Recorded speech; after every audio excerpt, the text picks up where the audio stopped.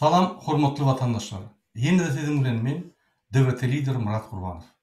Men şu gepleşigimde siziň bilen bir näçe soragy seredip geçjek, onsoň siziň soragyňyza jogap berjek. Ine birinji soragym däl, bul bir bolun waka. Ahyl welaýatynyň Kaky etrawyna ikisany geline, ikisany emhemeşnik gelip, ýani polisiýa işlerini ýanyna saklap, şu gelinlere siz Amerikan şpionu diýmişler. Ine sizin çağlarınızı, yani gıylarınızı zorlar, ine sizin oğlunuzu armiyada yani öldürürüz. Ine şu soruğa men şu yerden haber geldi. Murada şunu düşündürüp berin, şu kanun var mı, hakkı var mı, bir de şeyleri diýerlerdi. Ine men şu meseleni düşündüreyim.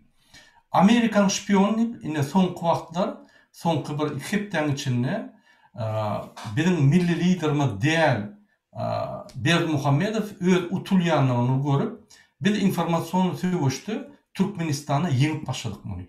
Öz utulýanyny bilip, 80-nji ýyllaryň köne KGB, ýani Hramov tehnologiýasyny çykardy. Bular Amerikan şpionlary, bular Ýewropanyň ýani şpionlary. Bir bolmajak zat. Ol näme çykarýar ony? Inni ýani watan üçin, inni haramda üçin näme? Bizim milli liderimiz däl Berdimuhammedow üçin watan üçin biz ýani Berdimuhammedowy gorlamaly. Ine Amerikanlar Türkmenistanyň prezidentini aýyrjak bolýarlar we Türkmenistan watanymyzy aljak bolýarlar. Bu real bir idiot ýani bir atmaska tapmak, bu Hramowyň hakyky akly çarşan diýdi.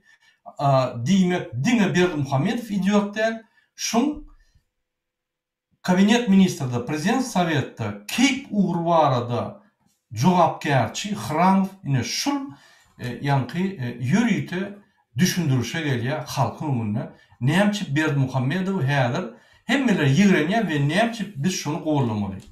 Indi Amerikan şpionu diýsek. Amerikan men öňkü geçen çykyşymda düşündürdim. Amerika Türkmenistan bilen işem ýok. Hiç ýeri davatam yok. Amerika Türkmenistan'a serediye bir neutral, öz başta karışık döwletdi. Sebebi OON'da ýani şun karşılık ýani neutraliteti var. Eger de halk galan ýagdaýynda ine häzir biz galyp başladykmy? Bize azajyk gerek. Ýene halk mitingde çykyp protest galyp başlaýan ýagdaýynda onu Amerika goşular. Ine şoňa çelin Amerika goşulmaýar. Häzir bolsa bular adamlary korkutmak için indi bir atmaska taptılar. Amerika Türkmenistan'ın prezidentini yok edecek bolýarmyş ve Türkmenistan'ın elini alacak bolýarmyş. Onun wapşe anlary nirde? 30 ýylly anlaram turupdyr. Ol KK'daky ikisany gelin owada öz iş bilen bolup ýören näme Amerikan şpionu boldy? Türkmenistan'da näme var? Amerikanlar KK'da işpiyonaj eder ýaly. Bir gülkiňem tut ýaşlatyr eşitip, indi näme bolsa da biz dogry düşünmeli, biz kime garşy uruşýar? İzagalyk, tormuz, dünýäniň tormuzy, Türkmenistanyň tormuzy. Idiot, klon, masgarawat, özü oňarlanmaýan, durmuşda hiç sada düşünmeýän, döwlet gurulşyna hiç sada düşünmeýän, diňe ogurlayan, medeniýetsiz, kezzap Berdimuhammedow. Ine şunu var, şu biz göreşýär. Bu tarapynda da beýleki kezzap Hramov idiot 80-nji ýyllaryň tehnologiýasyny çykaryp, senzura edip bizim döwletimizi öňkü sowietik sistemadan beter, Stalin sistemadan beter bir döwlet getirdi. Ýapyk döwlet. Sovet Soýuzy ýapyk bolanda da beýle däldi. Ýöne häzir bu mundan beter getirdi. Sebebi ine şu tehnologiýalara ulanýar. Indi muň atmaskasy KK'da gelinler Amerikanski şpion bolýarmyş. Onu 60% halk Türkiýede oturun, olar onu Gosdarstwo departamentiniň işgäri bolýar onu. Onun Aşgabatda galan 40% çağırır garyndaşlary onu Amerikanlar bolýar. Onun düşünjüne görä. MHM'şnikler, polis işgärleri. Siz adamlary güldürmäň. Siz ýa MHM terrorist organizasiýa ukypsyz, özüni oňarmaýan terrorist organizasiýasy dön. Kezzapçylyk kezzapçılık üstüne kezzapçılık üstüne kezzapçılık edýän. Siz eýem çenden geçdiňiz. Şoň üçin siz deme yapmaly. Sizin jaýyňyz ýa administrasiýny jaýyňyz bilen ýok etmeli. Täze bir gulluk gurmaly. O gulluk has ösün. Aramızda ösen adamlar var. Ine olur saylap koyuyoruz. Has ösün. Ilmy taýdan, medeniyet taýdan, özünün pikirleri taýdan, özünün ukyplygy taýdan, tehnologiýaly öwredip, täze sistemalar öwredip, başga döwletlerden güýçli spesialistler getirip okudup, bürolar açıp, analitik büro, исследовательский büro ve yerine yetirici bürolar açıp, ine şuraya bir güýçli gulluk kurmaly. Bizim lokal, bizim regional hopsuzluğumuzu gorar ýaly. Dünya hopsuzluğumuzu gorar ýaly. Şoň üçin häzirki iksan gelinin öýgeren emhemeşnigi bir men näme diýsem kan. Şol Erwesat diýmenem utanýan bolyn has medeniýetsiz adamlar kanuny her adamda bolup durar. Biz sen ogluny armyada öldürür diýdiri. Birinjiden men şu türkmen gelinlere ýüzlenýän. Bular army bilen hiç şeýle gatnaşygy ýok. Güýçlerem ýok. Bular MHM Ahal velaýatynyňky Mar velaýatynyň MHM-niň öňünde hiç kim. Tebe bular diýende ol başga diýerler. Başga diýerler ki muny hiç gollamadam, mundan serha almalar, mun aýdanam göremedi. Ine mysal üçin daşowda bir diýe, ine biz Lewapda sizi beýdir. Lewapdaky MHM-şi daşowdaky MHM-şini diňlen ol. Sebebi onun öz borcu, öz atwesiniz, jogapkärçiligi. Onun öz borcu, onun öz jogapkärçiligi. Ine armiyadaky egerde bir ogluna bir zat bolsa, şol ýerde jogapkärçiligi ofitser bar. Ol MHM-ni hem diňlemez, beýlekini hem diňlemez. Olar dol ýalan aýdyp adamlar şeýdip gorkýar. Ine gyýlaryny zorlap diýeninde, ine şu sözlere siz özüňiz iki şaýat çama ýanyňyzda şonu alıp göni prokuratura ýarmaly üstünlerden. Birinjiden sizi şantaj edýär, ikinciden tökmeden diýär, Amerikan şpion diýip, üçüncüden size ugroz edýär.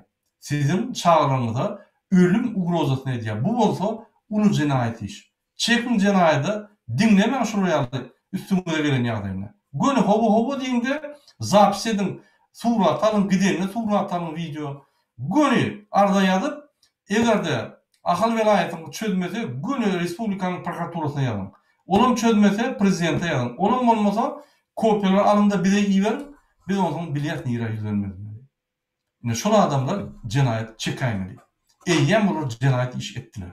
Ine şoň üçin hormatly watandaşlar, kimin öýüne şuraya barsalar, ýadyňyzdan çykarmaň. Sizin arkanızda konstitusiýa bar. Konstitusiýanyň arkasynda Türkmenistanyň prezidenti garant bolup durmaly, ýöne duranok on paýhysy ýok. Sebäbi ol ýerine ýetirinji organ. Ondaşyndan prokuratura bar, ondaşyndan kadyetler bar. Ondaşyndan bizde adam hukugyny goraýan jarnama bilen adam hukugyny goraýan gurumlar, halkary gurumlar bar. Arda ýazyp oturmaly boldy. Indi şolar arda ýatsaňyz doğrudan ağlap öňüňize gelirler. Ardaňyzy aýryň diýip, gaýrat edin diýip. Men şol atlar etkördüm Türkmenistanda. Bir kysany ýa-ki MHM-şi işden aýrdym. Şu ýaly tejribem bar, size de maslahat berýän. Çekinmeň şol atlardan. Indi başga bir soru. Indi şu Amerika boýunça ýene bir aýtjak bolýan Türkmenistanyň ýagdaýy problemasy haramda ve onun alyp barýan iş siýasaty Türkmenistanda degişli. Ol Amerikada degişli, Ýewropada degişli. Ol içki problemi. O bizim döwletimiň problemasy, ýurdumyzyň we halkymyzyň problemasy. Şunu ine Berdi Muhammedow edýän kezzapçylyk we jenaýat işleri dinle bizim halkymyz şunu ruhsat berýär. Haçanla biz her kim öz hakyny sorap dursa, on haklar çekilýär, öz ýerine gelýär. On bir ýerine ýetiriji hökümetiň ýolbaşçysy bolansa, on haklary limitiýär. Ol ýalan görkezmeler berilenok, dil görkezmeler hasap däl. Kim size ýolda saklasa da, ana ýaşunyň dil görkezmesi bar bolsa, diýse siz aýdym şoňa. Şu ýaşunyň dil görkezmesi goýja dolada, jübiňe salla, gaýdyp hiç ýerde çykarma sebebi, häzir üstüne prokuratura ýazjak diýsen, onu şol adam jenaýata çekilýär. Sebebi ýaşulyň görkezmesi diýip şunu gorap bolanok. Olar yürüyte şey diýerler, on hakykatdan hem ýanky Bermuhammedoň görkezmesi we käbir ýagdaýlarda görkezmesi hem ýok. Öýler üstüne goşup ýanky korrupsiýa etjek bolanmaý diýerler. Şoň üçin her kimi ýerine goýun. Öz kanun esasyna hakynyň we jogapkärçilik ýerine goýun. Allah aýtady, kim döwlete, hökümete hyzmat etmek üçin alynan bolsa, ol bizim öňümizde bize servis etmek üçin alynan. Polis bolsun, MHM bolsun, postovoy bolsun. Olar bizim üçin, bize hyzmat etmek üçin bizi taýakly koglar ýarlarlar. Doğru düşündün şoňa. Düşündürüm şoňa. Olar bilen okşalatlar. Düşündürüm. Inim senin bize hyzmat etmeli. Hyzmat etmenden tersine sen bize ugroza salyp durýan. Men prokuratura bersem seni jenaýda çekerlerde basarlar diýin. İzin aýdar sana.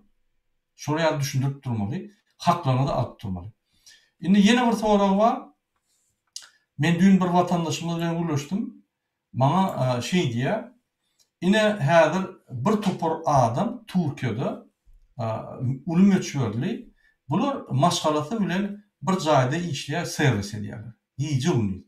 Çağrını terdiýär, work edýär, naharny işleýär bir ýerde. Olar ulaylyk alýar, 500-1000 dollar aýlyk alýar, öýlerini berýär, olar gülýär. Ine şolara näme düşünüp bolýar? Şol hereketine goşulmaly. Biz bilen ýa-ni opozisiýonera kömek etmeli. Aktivistler kömek etmeli. Şular gırada tumoşçu bolup durlar, şulara düşünüp bollar, bir zat diýsen, ay bizimki gülýär diýip, ýa gırada durlar. Indi şulara bir gaýrat düşünüp berdiler. Men düşünürüm şunu. Indi seredin. Siz bir maşgala öz aýalyňyz bilen ýa öz adamyňyz bilen birinkide işleýäňiz. Şo ýerde işleýänizde ýadyňyzdan çykarmaň. Siz gul hökmünde işleýäňiz. Sizin ýanky patron bilen araňyz gowy bolsa da, siz bir kiçi hakly bir adam, uly jogapkärçilikli we kiçi hakly bir adam. Siz Türkmenistana pul berýäňizde Türkmenistanyň ekonomikasyny, ýani sosial soraglaryny çözýäňiz. Ol Berdimuhammedowyň çözmeli soraglaryna derek siz çözýäňiz. Bu bolsa aýdym-aýdyp, ýani tans edip berse bir tür pedil etmiyor. Sebebi ýöňte 60% halky var. Ýani daşynma, şular Türkmenistanyň pul urudyp, öz maşgalaryny saklap, bu problemada bu jogapkärçiligini ine şular ýerine bitirýär diýip edýärler. Şu ýerde adaletlik barmy? Ýok. Näçe siz maşgalaryňyzy taşlap, çağlaryňyza terbiýesini bermän, çağlaryňyza terbiýe bermesen, 7 ýyl, 5 ýyl, 10 ýyl, 15 ýyl daş ýurtda bolsaň, o çağadan eýýän hiç tat ýok. Sebebi çağa sen garry bolanda o ýatdy. Ýaşlygynda ejim kakam ýok. Onu surat, ýani kellesine galan suratlarda, videolarda, ýa gören zatlaryna eje kakı ýok. Ol bir gaty gynançlar, gaty utanjam derler, gaty gynançlar enaty üçin. Şol ösünni ol bir baýlyk derler, bagtlyk. Şolum ýanyna bolup şol öz terbiýesini berip, öwredip bilýän zatlaryny ýüregine näkisini berip oturmadylar-da, daşyndan ýöne pul berip, şo pullar şolary dol möçerde, ýani gerek ýerine gitmedi, terbiýesiniň açyk çepirägine sagramy etdi, ýöne dol terbiýe alınmady şu çağda. Egerde şu ýerde siz özüňizçe ay garnydok bolýar diýseniz, onu siz çağany terbiýelemek üçin etmediniz. Deňe şonu garny doýurup, ýani jany sag bolsa boldy. Biz buraya çağa bakmaly. Biz çağany ýani döretdikmi? Şoň jogapkärçiligini almaly 18 ýaş ýetinçe. Diýmek, bilimlerini, terbiýesini, medeniyetini, okuwlaryny, iýmek içmegini, eşiklerini dogry urda giderýäli erteki günne biz bar bolsak, bar bolmasak şo bizim goýan fundamentimiz, bütün durmuşyny akderýäli şol ýa bir zat biz gurnamaly. Döwlet gurnan ýaly. Biz şonu gurnamasak, bu bizim o ýerde işleýänimiz, işlemänimiz hiç ýa tapawy ýokdur. Näme? Käwagt çağa közünse gowalýar.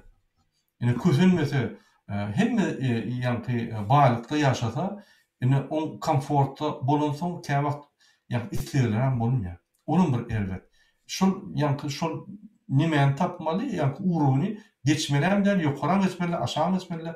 Dogry ýa Dolu ýagdaýda şoňa terbiýesini bermeli. Şoň üçin siz 10-15 ýyl daşynda bolsaňyz, eýýäm terbiýe soragyna, özüňiziň ýa-ni hakyky ýüregiňizdäki mähirligi, terbiýeni, medeniýeti, özüňiz pikiriňizçe dogan garnaşlaryň arasyndaky ýa-ni swýazy hiç tan bermedi. Yani onun için ol bir gaty kıynaşlar. Sizin üçin sizin çağınız üçin. Yani şonuň üçin egerde şol size utuş bolýan bolsa, meniň pikirimçe ol uly bir utuş. Pul gazansa bolýar. Ýöne bu zatları bir ýitirsen, wagtyny geçirsen, gaýdyp ýerine gelip bolmaýar. Şonuň üçin siz özüňiz pikir edin. Egerde watan doğru arsalansa, şu kezzaptan bizim demokratik ýolunu geçdik. İnternet her oğuda, her küçük şäherjikde, küçük uçaskada bolar, tok, internet, gar, su, hemme zat üçünçilik bolar. Ýa-ni serketler açyk bolar. Isleýän wagty gelerseňiz, giderseňiz, telefonu pasoşda zatlar çözerseňiz, o ýere pul berenden, ýa-ni ýene 3-4 ay işläp şoňa pul berenden, işlem pulunuz öz haýryňyzydyr. Öz çağrıňyzydyr. Isleýän wagt çağrıňyzy ýanyna gelip biler. Siz gidip bilerseňiz, bir aragatnaşyk köprek bor. Onu terbiýede berilýär. Ýöne bizim ýa raşýotlarymyz boýunça biz 2 ýylda Türkiýany ozup geçýär. Siz ýene gaýdyp gelmeli bolsaňyz, sebäbi Türkmenistanda gazanyljak pullary Türkiýede gazanyp bilmezsiniz. Rahat, maşgalan aradynda, ýa hediledip toýlarlar, sadakalar soğuk, içinde gidenin näme degeni ok, isleýän wagtyň maşgalany alyp bir ýere gidenin näme degeni ok, bir ýerde gul bolup işlämden. Ine şu günler biz inanman soň, biz gorkýan soň, biz özümize inanman soň şu günler gelen ok. Şu günler günle ýanymyzdan geçip ötýär. Baş şu günler. Biz onu alamyzok. Biz öz hakkymyzy alamyzok. Biz özümiz hereket edemok. Ine şondan şu günler diňe ýa-ni Berdimuhamedowda bada bütün halkda ýok. O näde dogry? Bolmaz oraya. Dünýäde ýok oraya. Indi şu meselede men düşündürýän, siz özüňiz hereket etbilmeseňiz, opozisiýonera, aktivistler gollan. Gollamak nähili? Ine biz häzir fond açýarys. Ýa-ni şo ýere her kim $1, $2 geçirýär. Ine ol kömek. Siz oturun ýerinde işläp, ine görüşekler var, görüşeklere azajyk ýagdaý gerek, megafon almaly, plakat etmeli, listovka paýlama, ýa-ni listovka çap etmeli. Bir topar raswodlar var, fond açmaly. Ine şolary siz ýa-ni minimum finans problemasyny çözüp berýäňiz, bunu hereket edýär. Ine onu agzybir hereketler bolýar. Indi ýene bir soraw bar. Näme üçin DVT diýip çykyş edýärsiňiz, Murat Gurbanow? Köpsi ine diğer bize tapağı yok, hayti ýa-ni gurumu ya partiýamy ýa-da hereket bize esasy haram bolyny aýyrmak ine şoňa garşy görüşýär. Gaty dogry pikir. Ýöne başga da adam bir unutmalýar. Seredim. Biz ine şu gün Berdimuhamedow aýyrdyk. Soň näme? Saýlawny geçirdik. Adamlar düşünen ok. Bu partiýaň tapagy, bu partiýaň tapagy, bu nämetli, bu hakyky. Siz göreňizok, bileňizok. Ine şonuň üçin häzirden biz eýýäm geljek durmuş gurup başlamaly. Şonuň üçin men öňkü döwletlerim diýen politik meýdançasy bolmaly. Politik meýdançasynda ine bu partiýa çepki, liberistki, bu sentristki, demokratik partiýasy, bu sagy, ýa-ni kommunistik partiýasy, bu respublikansk partiýasy, bu ýa-ni demokratik reform partiýasy, ýene partiýalar bolmaly. Ol bizim halkymyzy dağıtmak däl. Ýok. Ol bizim halkymyzy şu politik arena salyp özgürleşdirip üstürmek. Dogry düşünün. Siz näçe bir şeýle diýäňiz, sebäbi siz içine gireseňiz elbet. Siz pikir edýäňiz, ine haram bolyny aýyrdyk, boldy. Bolmady. Ol birinji etap. Ol bizim öňe gitjegimiz ýol açyldy. Indi öňe gitmeli. O ýerde siz saýlawlara gatnaşmaly. Jemgyýet işini etmeli. Siz ýa-ni o sabada barmaly, etragyň ýygyna barmaly, gürlemeli, şo ýerde tanqid etmeli, talep etmeli. Olarma. Onam etmeli. Ine şu zatlar geljek zatlar şundan gelip çykýar. Şonuň üçin biz DVT hökmüne çykýar. Ine biz programmamyzy goýduk. Biz söwüş alyp barýar. Siz bize goşulun, wagtlaýynça goşulun, wagtlaýynça däl goşulun, tapawuty ýok. Ýöne şu söwüşmizde agly bir bolany. Söwüş gutar başga ýoluňyz bilen ýören. Isleseňiz. Ine şonuň üçin bize dürli partiýalar gerek. Ýöne şu söwüşde agly bir bolmaly. O DVT diýmek agly bir däl diýmek däl. Ine men devlete, siz başka adam men devlete diýmek däl. Bilen bir halkyň bölegi, bilen bir halk hereketi. Ine devletin programmasy bar. Goşulmaňyz goşulun, goşulmaňyz goşulmaň. Bizim programmamyzy gollaňyz gollamaň. Zorluk ýok. Her kim öz bilşi pikir etmeli. Ýöne durmalylar. Ol bir mesele. İkinci mesele. Ine siz diýäňiz, hemmemiz bir goşulaly, bir lider bolsun, ine biz gidelim şoň ýerden. Ine bir lider. Biz saýladyk. Mysal üçin siz. Sizi atyp aldylar. Ine näme? Durursa, orta ýolda durur. Ya soňky ýolda durur. Dawa başlar. Näme? Ine her kim öz partiýasy bar, öz lideri bar. Ýöre haýsy ýerde, haýsy sorada şu güýçlükse hemmemiz goşulyp öňe gitmeli. Şu güýçlükse şularyň şoňa goşulyp öňe gitmeli. Maksat şondadyr. Şonuň üçin bize köp liderler gerek. Näçe köp bolsa, şonça bizim hereketlerimiz güýçlü bolýar. Barimiz bu näme gerek, bu näme diýe, bu näme diýe, bu näme diýe, o diýmek siz isleňizok içine girmeli. Ine öňde islemedik içine girmeli, politikaň ýa-da jemgyýetiň içine girmeli, ine şu güne geldik. Häzirim siz diňe şunu aýyrjak bolýaňyz. Ol bir mesele. O meseleň aňarsynda bu zatlar bar. Jemgyýet ötmeli. Şoň üçin şu siz seredinizde, ay men bilemok goşuljakka diýdiňiz, siz eýýän bir diktatora ýol berdiňiz bolýar. Şoň üçin biz ýol bermeli, biz girmeli şoň üçin. Biz bilmeli, politika taýdan biz aklymyz ýerli bolmaly. Senin gorsaýdyň adamy, Belarusiýa, Gazakstanyň, Özbekistanyň başga adamlary politika goşulýan näler ýöne kimin nämedigini bilýär, kim näme diýänini bilýär, durmuşyň ugrunu bilýär, jemgyýet nire barýanyny bilýär, döwletiň nire barýanyny bilýär, elementar zatlary bilýär. Biz bilemdi o. Bu haramly girdiň politikasyna atyp barýar. Bilen daşynda ol Türkiýanyň diňlen bolýar, ortada diňlen bolýar. Biz öz watanymyz barda hiç tak bilemdi o. Siz bilýäňizmi 28-de saýlawlar bolýar. Girdiň saýlawlar. Şolar açyk bolmaly, girdiň saýlawlar bolýar. Bolýar. Habaryňyz barmy şondan?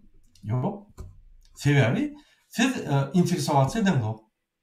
Men aýdyp geçdim bir kere, ünsem beren ýok. Ine biz şoňa gatnaşmaly, biz bilmeli. Näçe bizsiz şu saýlawlar geçýär, näçe şu saýlawlarda şu saýlanýar. Näçe bu saýlanok. Sebebi şu adam ine Serdar bark gaýtdy, öňüne güleş gaýtdy, şolay wagtda indi gygyrmaly. Mayda gygyrmaly, prezident paça bolmaly. Sebebi biz goşulandyk. Biz bir Türkiýede işläp ýör, men ýagdaýym gowuzat boldy. Habary ýok. On köşki, öýi, çağlar bilen bütün döwlet oglanıp gidýär, habarlar ýok. Şonuň üçin bize näçe köp partiýa bolsa, şonça gowy. Näçe köp liderler bolsa, şonça gowy. Ine bir lider baryňyz näme, bulunmun diýe, kim diňler bilen ok. Diňler baryny saýlan. Bir gerek diňläp çykyn, odan özü görnýär. Kim näme diýe, kim näme düşündirýär. Soň saýlan. Yanlış bilýän saýlan ýören, eger şolu näde bolsa, stop, bular bolanok. Muny görün, şeýle saýlamaly. Ýok, şulardan bu kyply bolsa, öňe çykyn. Ine şu ýaly jemgyýet gerek bize. Ine şu ýaly jemgyýet döwlet ösdürip bilýär, ýurt ösdürip bilýär. Bütün Ýewropada şu ýaly jemgyýet. Şu gün bir video gördüm, bir gyýy çykyş edýär. Ine şu politikler şeýle diýär, bu beýle diýär, bu on aň düşünjesi ýöne bir ýa-ni magzyna kassier. Aň düşünjesi politiklerden ýokary. Gaty bolmuş ol. Bizde de bolmaş olardy. Biz goşulandyk. Biz sebäbi onu kelle dönmeler, onu wagt berip, onu seretmeli. Biz näme? Diňe pul gazanmak, pul bermek boldy. Onu durmuş boldy. Durmuş däl. Gulçuluk. Siz döwletiň içine bolup geçen zatlara diňe söz bilen näme? Wriýat etmeli. Onu siz şu döwlet sizinki bolýar. Bolmasa ýene de birininki bolýar. Şonuň üçin men size haýyş edýän, seredim, öwrenin, politikleri, häzir ine ýuwaş-ýuwaşdan politik klas görek başlady. Öwrenin kim näme diye, kim ýerap barýar, munyň plany näme, bu näme diye, bu näme düşündirýär, be bu ýerden urýar, bu kellämdi açýam, ýapýamy. Ine şunu sereden soň Berdimuhammedow sereden, bu näme diye. O zaman deňeşlerim, men belkem siz Berdimuhammedow bolarsyňyz. Özüňiz sereden. Öz awraňyz özüňiz gerek. Öz durmuşyňyz özüňiz gerek. Özüňiz sereden. Ine bizim akbarýamyz şul. Bizim ýolumyz Berdimuhammedowy iş aýyrmaly, işden boşaltmaly, tutsak etmeli. Sebäbi 30 ýylyň içinde 14 ýylyny bizim döwletimiz çökertdi. Bilim taýdan, ilim taýdan, medeniýet taýdan, mertebe, ukyplyk, ýani ruhy belentlik hemme zatlary ýani aýyrdy, öldürdi, bizi diňe çukura saldy. Iqtisadiýetden hem, siýasatdan hem, sosial taýdan hem, ine bizim 60% daşyny etýär bulşulukda. İçinde türmede, daşında da bulşulukta. Ine biz şoňa garşy. Biz ýene bir zada garşy, bizim Türkmenistanymyzda hiç kimde şans yok. Yani azat öz uğrunu saylar yani. Köp zatda şans yok. Biz şu şansı verecek bolýar. Şirketler açacak bolýar. İnternet açacak bolýar. Bütün dünya integrasiýasyna Türkmenistany uğratacak bolýar. Ine. Bu näme diye? Türkmenistany ýapýar, türmeýäli, özüniň adyny Türkmenistanyň maňlaýyna ýermep, bütün dünya maskara edýär. Gerekmi bular ýar bize ýol boşy? Ýok. Gerekmi şular ýar bize döwlet maskarabat döwlet? Ýok. Onu biz ýol boşyň türmäge basmaly, döwlet hem arasarap üstürmeli. Ine şunu siz düşünmeli. Ine başka bir soru Роза Карамбаева berýär. Новому Туркменистану нужна будет молодежная организация для воспитания патриотических чувств у молодежи любви к родине. Обязательно нужна. Вот сейчас они хотят создать, ребята, молодежную организацию за рубежом, студенческую. Очень хорошо. Не одна, две, три. Одна молодежная организация по политическим темам, другая по научным темам, третья по социальным, четвертая по общественным. Надо открывать. Чем больше, тем лучше. Это не значит, что мы распыляемся. Ни в коем случае. Вы не думаете, что одна партия должна бороться против другой партии. Нет. Эта партия собирает своих сторонников, ведет прямо в направлении так. Вторая партия собирает своих сторонников, ведет в этом же направлении. Демократии, свободе. Вот это же направление. Нет уже другого направления.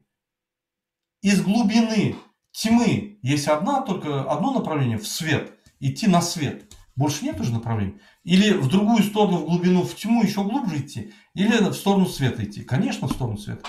Поэтому сколько бы партий не было, все пойдут туда. Поэтому хорошо. Потому что в одну партию, вот смотрите, в ДВТ не заходят же все. И нормально. Смотрите, сколько ДВТ за 7 месяцев сделала. Сколько работы. Сумасшедшую работу сделала. Все равно не заходят все. Все равно кто-то на дистанции, кому-то лицо Курбанова не нравится, кому-то как Аджан Курбанович не нравится, кому-то еще то что-то. Кто-то просто не хочет ничего делать, кто-то еще как-то, кто-то ревнует, кто-то любит, кто-то. Это нормально. Вы не обязаны быть похожими, и мы не обязаны быть похожими. Поэтому не получаете ДВТ, давайте другую, третье, четвертое. Открывайте или действующие есть. Собирайтесь вперед. Стоять нельзя, надо развиваться. Все думают, вот мы убрали Бердмухамеда и все. Нет. Это первая задача. Важная, но первая. Вторая задача.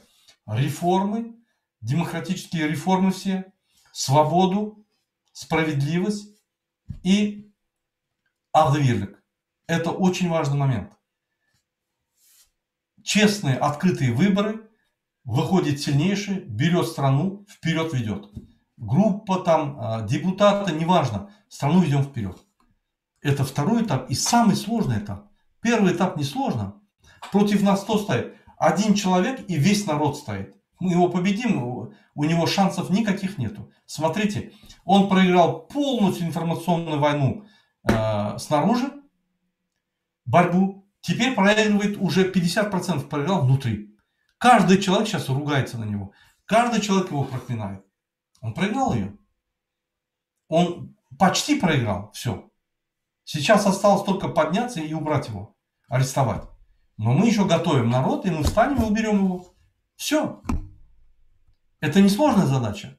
Поверьте. Сложная задача. Мы убрали, провели выборы, и каждый на своем участке должен теперь, представьте себе, вы стали депутатом Либавского вилаята. У вас знаний же нету. Вы же не готовились, вы же не участвовали, вы же не входили в это, вы же думали, что это меня не касается, это мы лишь бы победить Харамдага. А дальше, вот это дальше.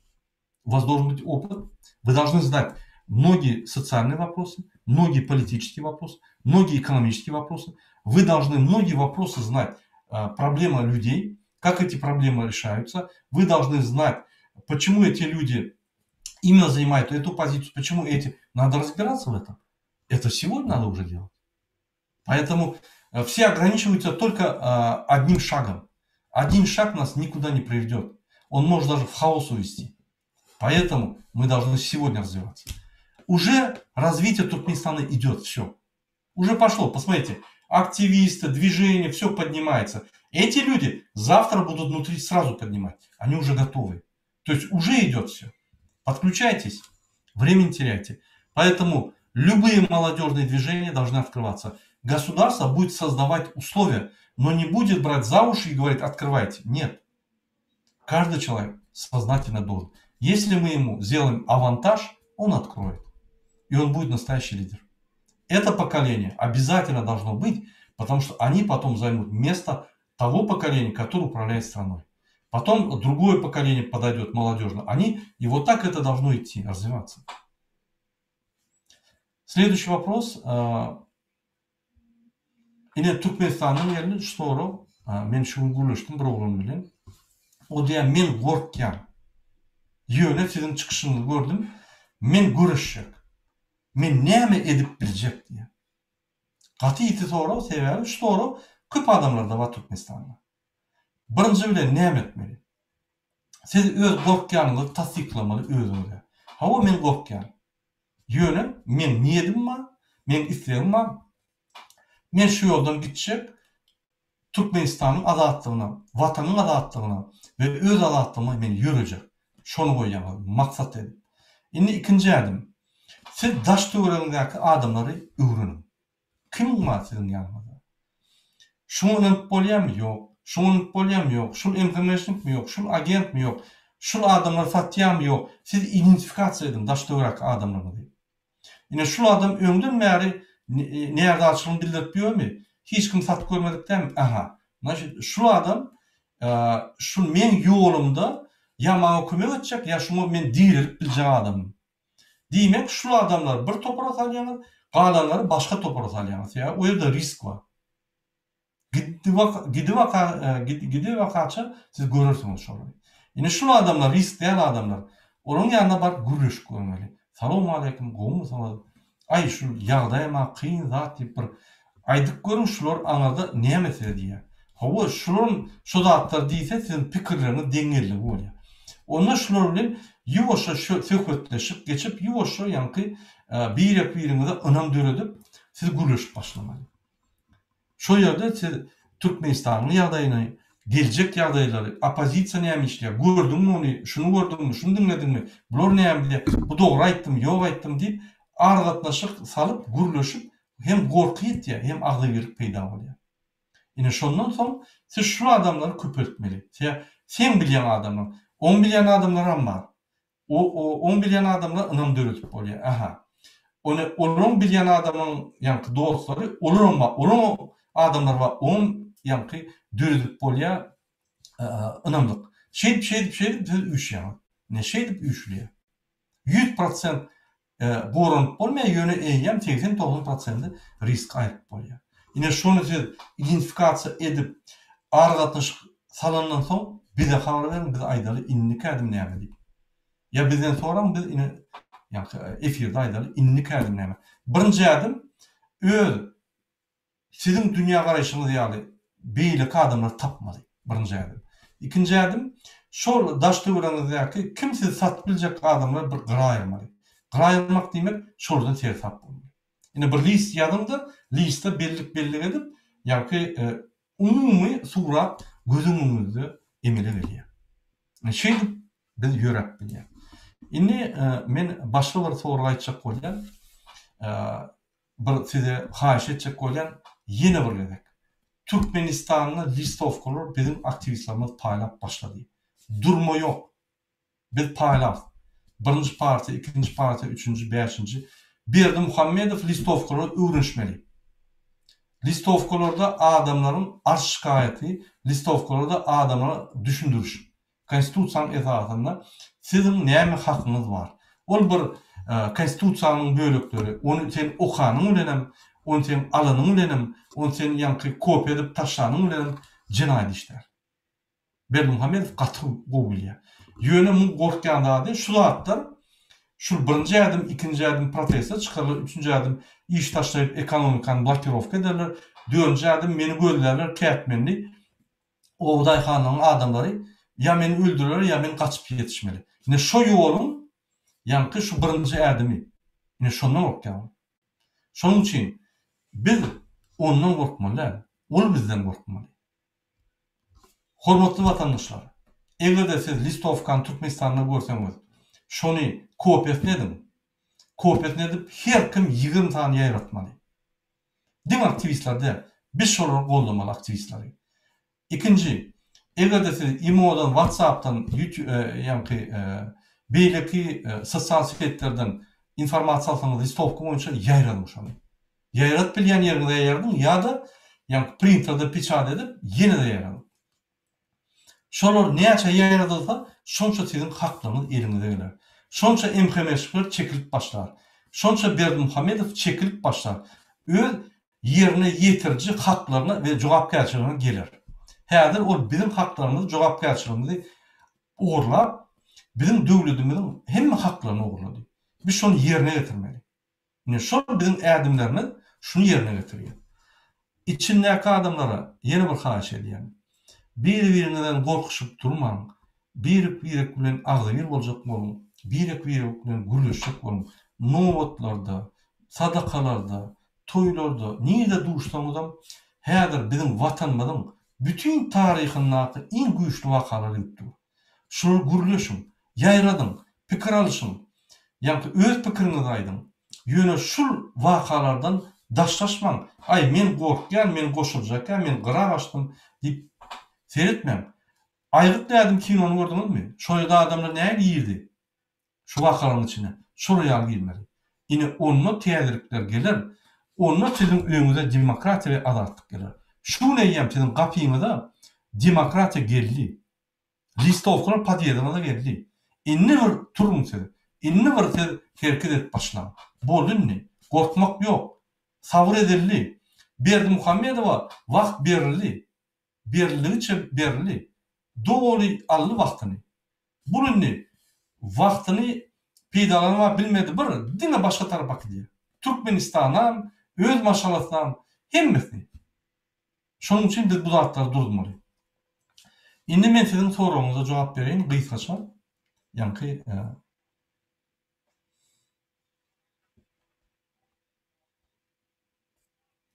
Salam, siz primo efirde edinizde Allah'ın kitabı olan Kur'an kitabını el koyup söz verin. Bilýänizmi? Diktatora we onuň toplumynyň bähbidi üçin işlemediňizde we işlemejekdiňizde söz berýänizmi? Turan Turanbaýew. Siz şu Türkmenistanyň taryhyna, şu Murat Gurbanow ýaly ertiden akşama çelli Berdi Muhammedow bilen görüşýän adam gördüňizmi? Eger görmedik bolsaňyz, şu soragy bermäň onu. Bir manysy sorak sebäbi, egerde men şonuň bähbidine işleýän bolsam, egerde ýa men MHM'şniklara işleýän bolsam, öňkü aýdyşlar ýaly. Onda men çykyş etmerdim, men näme idiotmy, ýa Berdi Muhammedow idiotmy? Maňa bular ýaly öz garşyna çykyş etdirýär ýaly. İçinde listovka paýladar ýaly. Siz bir diýen adamyňy özüňiz bir eşitýänmi? Men size jogap berdim, eger ýetirlik däl bolsa, subutnamaly bir video ýapaýyn. Men ýem ýapdym. Murat Gurbanow MHM'şnikmi ýa leytenant? Men size gowy düşündirdim şonu. Görün men videolaryny. Men iýdigiden ýolmak barýandyr. Çepede sağa da ýanky bir tökme atsa ýa bir zat ýetemin egilýän nälerini ýa gyrak diýenler da kansa diýer. Biz azlık Berdimuhamedov'un yakasından. Biz şunu koy vermeyiz. Boldu. Devlette ya ölüye ya Berdimuhamedov yıktıya. Şunu yadımdan çıkarmam. Скажите, Мурат, вот сейчас в Туркменистане идет сокращение, что будет дальше? Будет еще дальше сокращаться. Экономически Бердымухамедов страну поднять не сможет. Посмотрите сами. Из 100% есть 40% населения. 60% самостоятельно себя финансируют. Вот 40% из них он может обеспечить всего лишь 20% населения. Остальные 80% они, как вам сказать, безработные. Даже вот эти 20% он не может обеспечить работой. Почему он не может обеспечить работой? Он не хочет, во-первых. Во-вторых, он не знает, как экономика крутится. Сейчас все, я же вам сказал, до Нового года страна схлопывается. Все отрасли закрываются. Они просто схлопываются. Смотрите, любую отрасль возьмите. Возьмите нефтегазовую отрасль, нефтяная отрасль. Если вы не будете финансировать запчасти, материальную базу, на разработки, на поиски, на улучшение технологий, у вас себестоимость будет взлетать, у вас производительность будет падать, а народ-то тот же, у вас, значит, себестоимость будет взлетать, цены и так падают. Сегодня нефтяная отрасль работает в убыток, он ее держать не может. Он обязан людей сокращать, скважины закрывать. Потому что сегодня добывать 1 тонну нефти невыгодно. Ты добываешь 1 тонну, и ты с этого рублей, то есть минимум 10-20 долларов теряешь. Невыгодно. Поэтому вот сокращения пойдут. Он не может держать основные стратегические отрасли, которые бюджет 70% приходит. Остальные просто забудьте. Финансирования нету. Строительство, оно зависит от оборотов страны. Нету развития других основных отраслей, значит, держащих экономику Туркменистана, строительство не будет развиваться. Он что делает? Он берет кредиты, в строительство вкладывает, кредиты в строительство вкладывает. Его задача воровать деньги.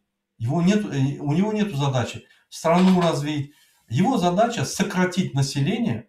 Те 60%, которые снаружи, пускай остаются, они нужны, потому что это бесплатный источник кредита, беспроцентного и безвозвратного.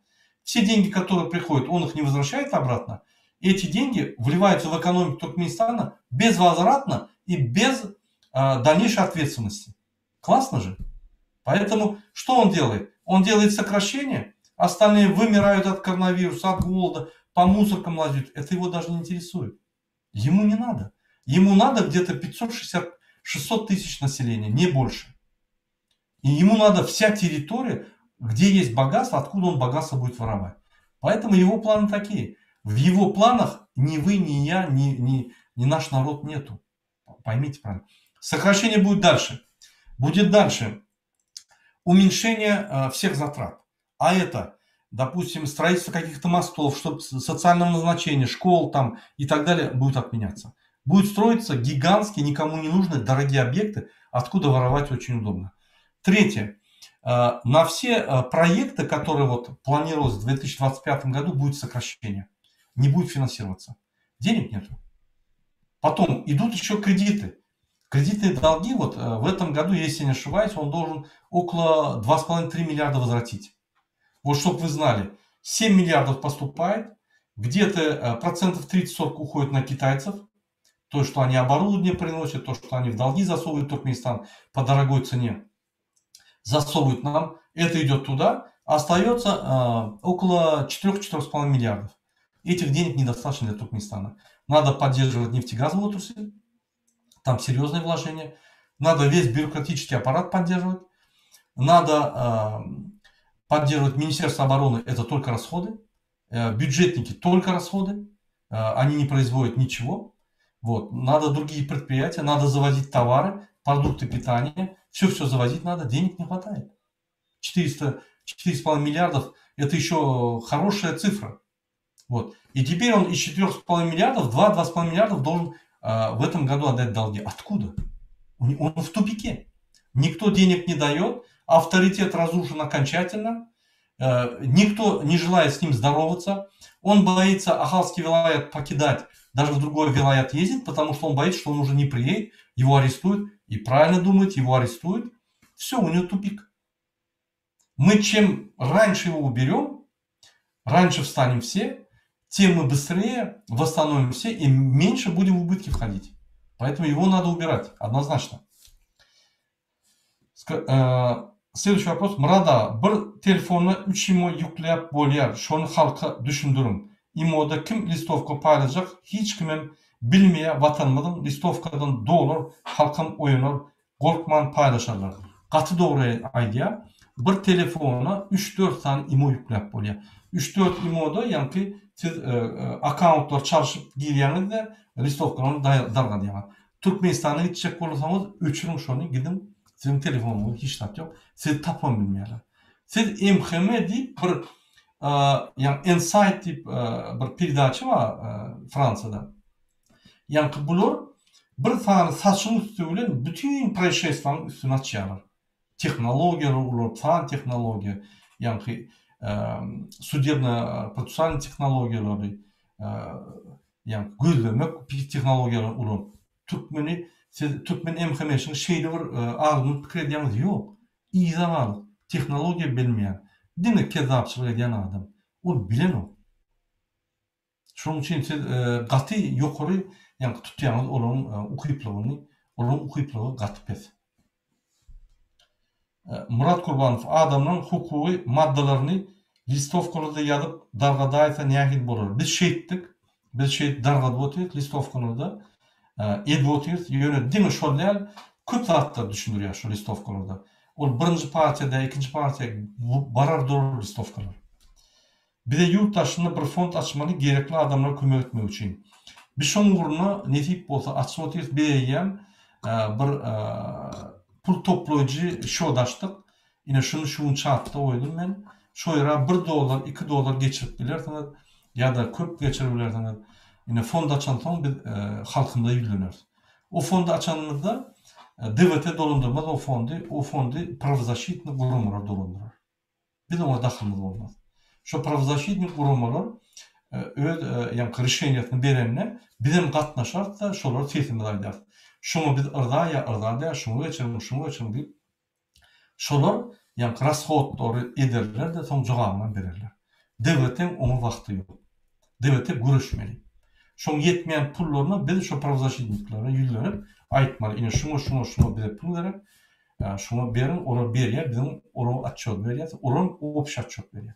Ine şu derejede gider şu wagtda. DVT partiýany näme dip registrasiýa edip bolar? DVT halk hereketi Fransada resmi taýdan registrasiýa edildi. Türkmenistanda biz edip görjek bolduk. Advokatlarım şol işi almany gorkýarlar. Ýöne wagt gidip dur. Biz her wagt barlap durýar. Şo moment boldy bolýan biz içine registrasiýa ederdik DVT'ni. Murat Kurbanow, yurt düzelse bütün dünya Türkmenleri Türkmenistan'da yaşar biler mi? Vatandaşlık berler mi? Vatandaşlık meselesi ol mecliste çözülýär. Yani halk kengeşinde. Ol nähil edilýär? Mysal üçin ine şu soragy maňa berdiler, size de düşündüreyim. Ine mysal üçin sizin pasportuňyz möhürli geçdi. Siz Türkmenistanyň grajdany. Egerde 91-nji ýylda siz ýaşyl pasport adam bolsaňyz, birinji pasport boldy, siz içinde. Egerde siz pasport alman giden bolsaňyz, onu siz suud etmeli. Bir topar proseduralar var, şolar siz ýa-ni gozgalmaly, suud etmeli. Ýa-ni halk kengeşi, ýüzde komissiýa bol, şonu çözer. Olar adalet ministri bolar, halk kengeşi bolar, komissiýa bolar, ine şolar reşeniýasyny çykarar. Prezident diňe tasdikleýär. Onuň aşagyna komissiýa bar. Şoň üçin kimde kimi ine men pasportum çalışmadym, men raýatlygy yitirdim. Yok, siz raýatlygy yitirmediňiz. Raýatlygy yitirmek üçin siz ya şpion bolmaly, olum suud edilmeli suudda. Siz Türkmenistana garşy hereket etmeli. Ýa-ni gizliň hereketler ya bir düşmançylyk hereketler olaryň bir uluzýan bolmaly.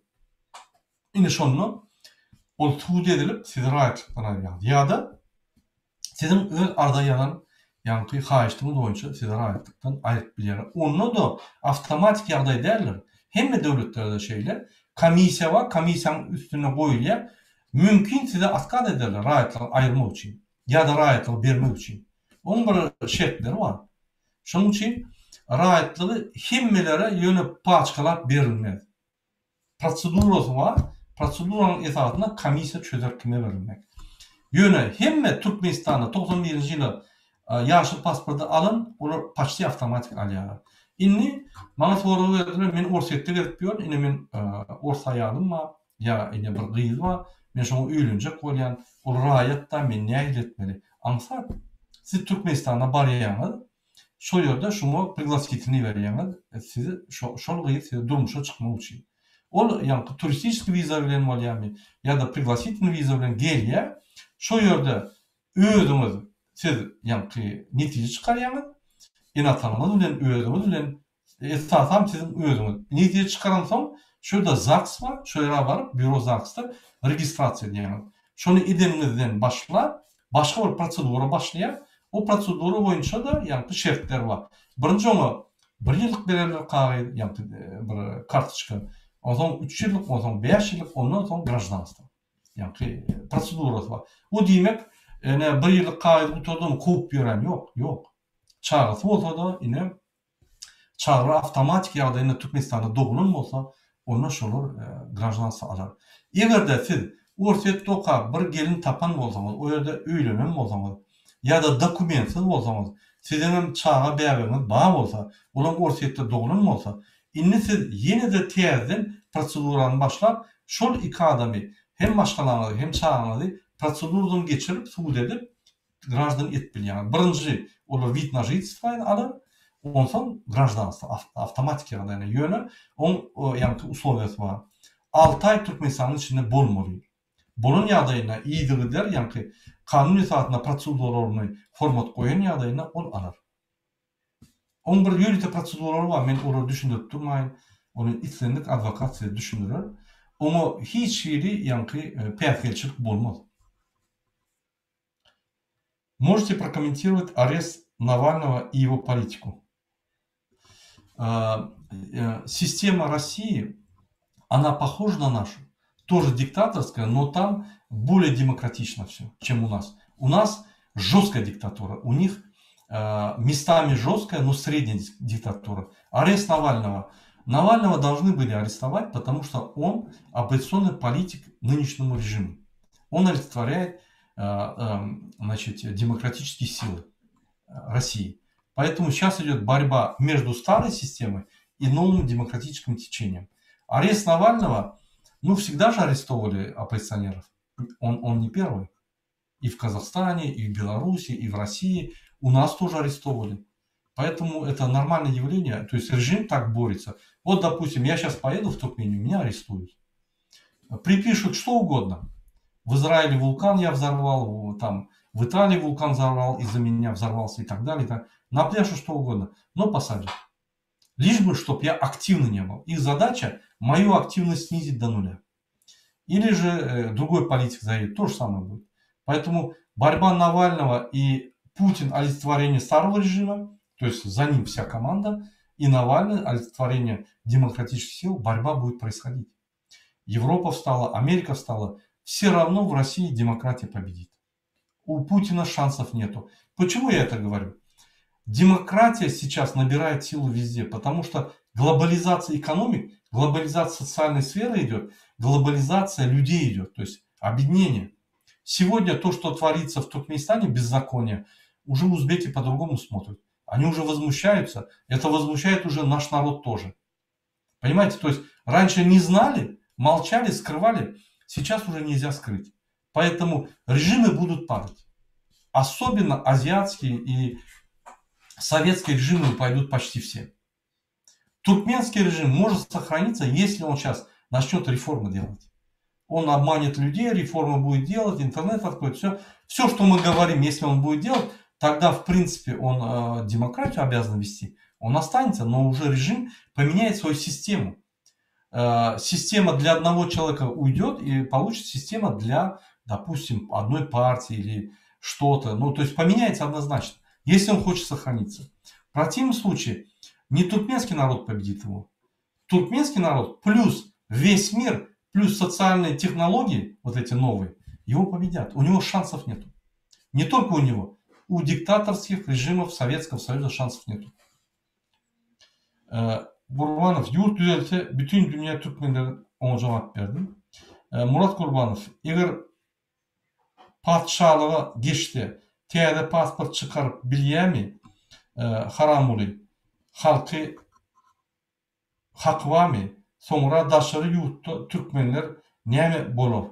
Eğer de ol padşalığa geçti, bizim konstitutsiyamızı ütkömeli. Bizim konstitutsiyamızı ütköse, onu hemme pasportlar çalışılmalı. Sebebi olayım respublika değil. Bu Türkmenistan Respublikasının yani partiyası, pasportu. Bulayım parçalık oluyor. Şunun için pasportlar ütkömeli. Yine şu pasportlar ütkenler mümkün olur bağırtını ütkötmez. Yani kanun boyunca hem pasportlar ol çalışmalı. Sebebi parçalığa geçenler önkü adamlar hem de kabul etmeli. Yani son parçalığa geçen son komisya olmaz, öz kolu bilen isteyen adamı yani devletten zaman taşlayabiliyor. Onun öz hakkı var. Parçalık olunu konstitusiya ütüyor. Değil mi? Şun yani hakları oluyor konstitusiyada. Onunla bir kalmana hakkımız olmaz. Yadımızdan çıkarmam. Biz kalan yadayımızı bize karşı güç ulanırlar ve doğru ederler. Sebebi hakkımız yok.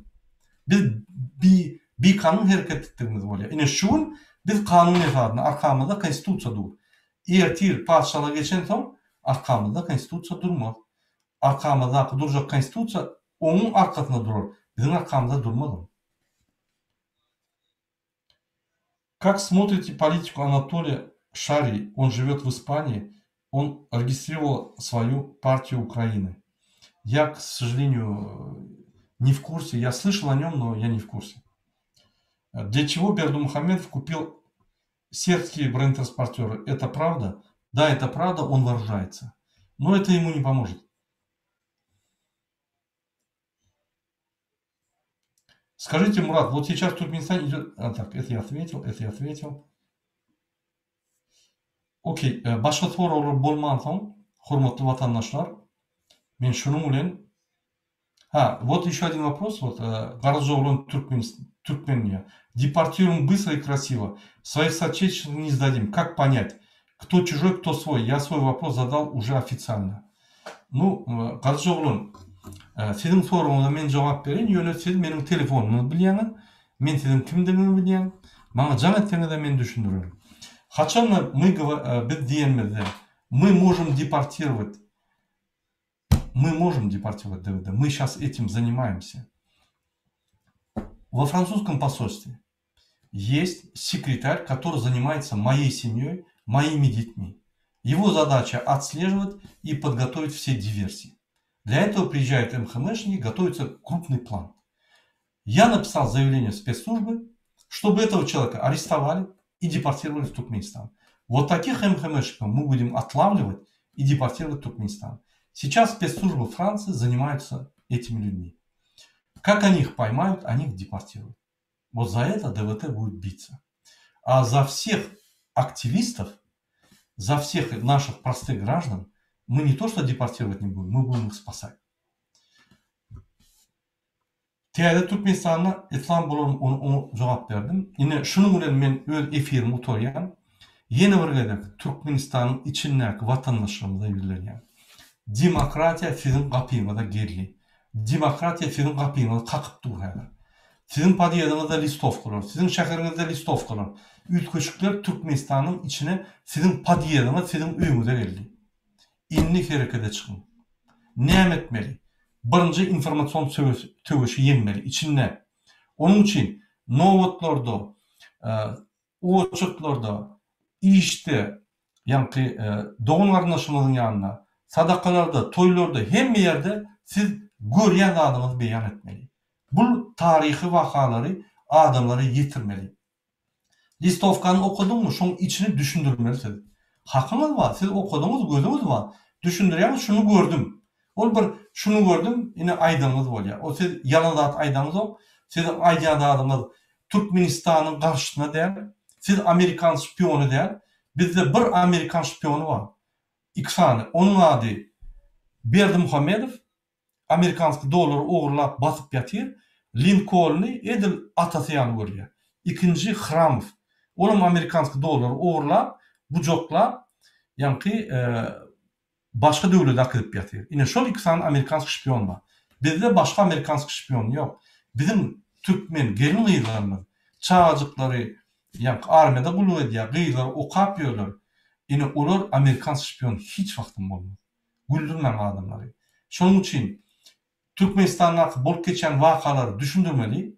Listovkalar tapdyňyzmy paýlaşdyrmaly, suratını almaly, o videoları paýlaşmaly adamlar bilen. İkinci, imodan, WhatsApp'tan alındadyňyz paýlaşyň. Korkmaň. Daşyndaky adamlar. Türkmenistan şu dişi bolsa giýerim şu listovkalary. Ine bizim çağdymyz da bar. Bizim adminlarymyzdan soran ine imoda aýlanyp durundur. Ine ýani TikTok'ta, Instagram'da aýlanyp durundur, Facebook'ta alın şolary. Paýlan hemme ýere. Ine bizim şol işimiz. Biz näme edebilýär diýenimizde ine şol işimiz. Şol uly iş. Şol işler informasiýony töwüş içinde biz ýeňdigimiz bolýar. Biz içinde informasiýony töwüş ýeňdigimiz bu tordy. Berdimuhammedow şoňyň tordy. Uruşlu töwüşli şonu alýar. Ine men size berjek maslahatym. Ýene de bir gerek size köp hemme tanar ýakasyn bayramyňyz, Nowruz bayramyňyz gutly bolsun. Bahar bayramynyň